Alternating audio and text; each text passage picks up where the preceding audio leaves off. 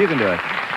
Our viewers of daytime TV's #1 soap, which of course is CBS's The Young and the Restless, have watched Paul Williams endure everything this past decade. I'm told he has ended up in a cult, a mob ring, a VD clinic, a nude centerfold spread, and that was all on Monday. And of course in many of Genoa City's finer bedrooms as well. Now he's rolled over and he's playing dead on the show, but I think he's alive for this interview. We hope so. Here's Doug Davidson. Doug!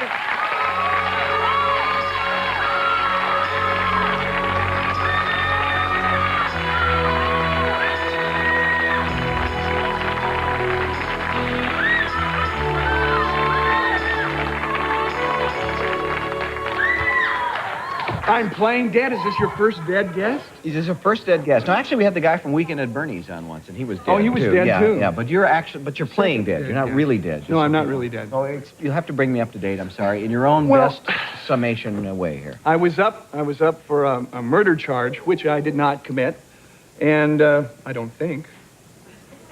I hope I didn't commit it anyway. We don't really know who did it yet. Right. So somebody died. Right, was you killed, were charged with and then murder. I was charged with murder in the trial. We were in the trial, looked really bad. It turned out I had a sexual relationship with the man's wife. Oh. So we figured the only way out of it was to be dead.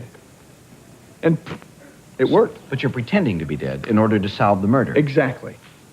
See how I You figured put that together. You can start in tomorrow watching, and you'll know right what's going on. Now, are you involved in some sort of romance too at this time? Well, I have a very beautiful lawyer, and the romance that got me into the whole trouble is, of course, called off because she thinks I'm dead. Yeah, and that pretty well will kill a romance. Yes. Yeah. I'll tell you what, I think we have a clip that may help explain some of this, because I'm frankly baffled. And this and might... beveled and baffled. And yes, I could be, both. This may clear something up. What happens in this... Oh, wait a minute, we have... What do we say?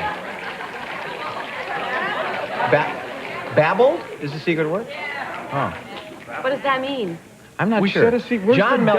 John Mellicar, our fine warm-up boy, does this thing with the audience before the show. He gives them some goofy word and says, if they say the secret word, do that. What was the secret word again? Babbled. Babbled? But I thought we said baffled. And beveled. Yeah. You guys are all wrong. We didn't say it. We said beveled and baffled. Wow. Well, thanks for being here, Doug. Nice having you. It's been nice. Anyway, what are we going to see? The clip. This is before I was dead. Don't just babble. This is before I was dead, and what I was supposed to do is go over there and tug on her heartstrings so that she would help me, tell me who the real killer was. I have no idea what you're saying. Roll the clip, will ya? Just roll it. All I ever wanted to do was love you. God, you were my whole life. And now it's all in ashes. And I keep asking myself, why?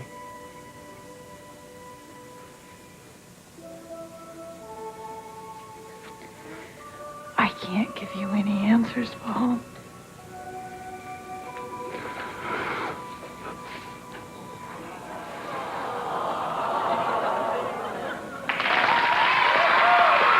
How do you do that? How do you cry, Doug? How do I cry? Come on. I heard that some of the old movie stars, just before a crying scene, would just turn discreetly away from the camera and pull a hair out of their nose. Is that true? No, what I do is I wear 4-inch pumps, really. That'll make you... If you're in them long enough, it'll bring tears to your eyes. How much... 10 years you've been with the show, right? 10 years. How much of that time has been in compromising positions? In bed, You know, I always thought it was amazing because I would get up in the morning at 5:30, roll out of bed, come down to the studio, and get back into bed. Yeah. Has that ever bothered you that you had to keep disrobing? I mean, you've been out of your shirt a lot. Well, in the beginning, I figured that it was a good way to ensure that you stay employed. But now they pretty much don't do it unless the story calls for it. Now, I mentioned the centerfold thing. Yeah, I know. This is troubling to you. The plot was yeah, because that it removes all secrets. You know, you don't have any. was going to ask you about this. Well, it's not important. It's just a device to distract you during interviews. Now, the plot was... It works really well. The plot was that you had these pictures taken of you, but you Yes. didn't know they were going to be used in a woman's magazine. No, and the then wife submitted them to the magazine, and there I was in my altogether. But in order to dummy up this magazine, you actually had to take like a centerfold shot, right? Yes, that's true, right here in this studio. Was that fun for you? No, it was kind of embarrassing. It was. Have you ever had to do anything like that? I mean, it would. If oh God, no, Oh, you this got is it. great. So Better be careful. That's now. only part of that's dummied. Now, so you took this. You took this. Can we show this? You sure it's been on TV before? Where did you get that anyway? They told me I had all the copies. No. Our producer Paul Gilbert had it at home.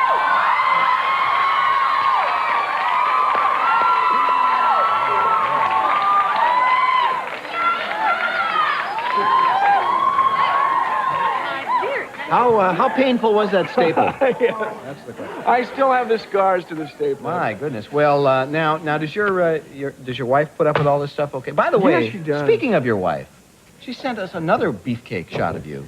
So you think this woman's on your side? Look at this. This is even more frightening because you were even younger then. Take a look at this. This is also Doug. Oh no, that was my first car.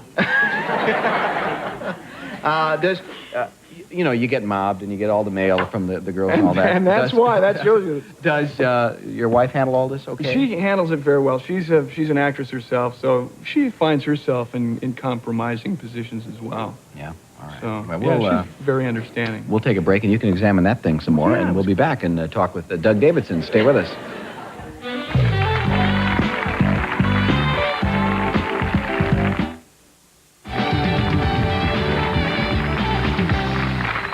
Welcome back.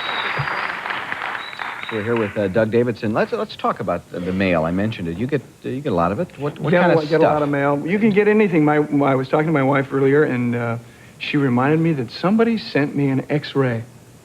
An X-ray Isn't that strange? Of their bones. I mean, you get underwear and all kinds of stuff like lipstick and marriage proposals and things like that, but... An X-ray. An X-ray? That's true love. Yeah, Yeah. it's also radioactive. Yeah, I guess it is. So that's... But a lot of underwear, really? They send Yeah. underwear? And what do they want you to... Sign it. Sign it. Yeah. Yeah. Do they ask Put for it back. yours? Tuesday. Do they ask Right for in yours? Tuesday. Sometimes I don't. You don't actually. Actually, I was kidding the other day about being like the president. You know, he signs every time he signs a bill, he changes pens. Yeah. Well, So I was going to do that with underwear. Start the day and just work right through it, and then I could send out all the now, underwear. do you answer your mail? Could be a profit endeavor. That's right.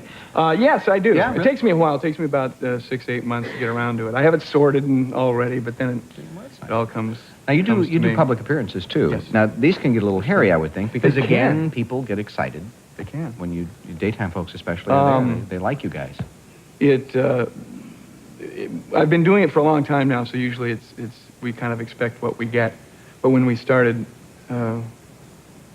back in the 80s, we were shocked at the people that would come out and see you. Lots of them. Yeah. Lots of them. You know, there is still a certain what do I want to say, snobbery or something Yeah. about daytime television, particularly true. that's the farm team or something, or that people don't really want to be there, or they're embarrassed by it, or that's what they do earlier in their careers. You've been with the show a long time. Obviously, you don't feel that way. Well, of course not. I'm involved in it. Yeah. But you do. Part of that snobbery, I think, is industry related. It's a lot less than it was, say, when I started 10 or 12 years ago, when it really was the poor stepchild that never got any attention. But now, because we garner so much revenue and so many people are watching it, they take note. You guys work hard. Yeah, we do. Yeah. You're there a lot. Yeah, we are. 5 days a week. I know. It never I see you come stops. in at 3:30, 2:45 in the afternoon, scoot up here, 6:15, 6:30, you're out of here. That's I tell it. you. You just summed up my daily schedule. Anyway, it's great having continued success. The show is Thanks, going great. Pat. You're the number one. The number one daytime television show. All right. Well, you must know our next guest. Yes, I do. Yeah. She is Meredith. Meredith Berlin. Meredith Berlin. Yes, is editor-in-chief of Soap Opera Digest. Digest. You've probably been on their cover a few Yes, times. I have. It is one of the most respected, wouldn't you say? And The most successful of all magazines about daytime and what else? primetime dramas too. That Should we counts as welcome well. her now? Let's welcome Meredith Berlin. Meredith.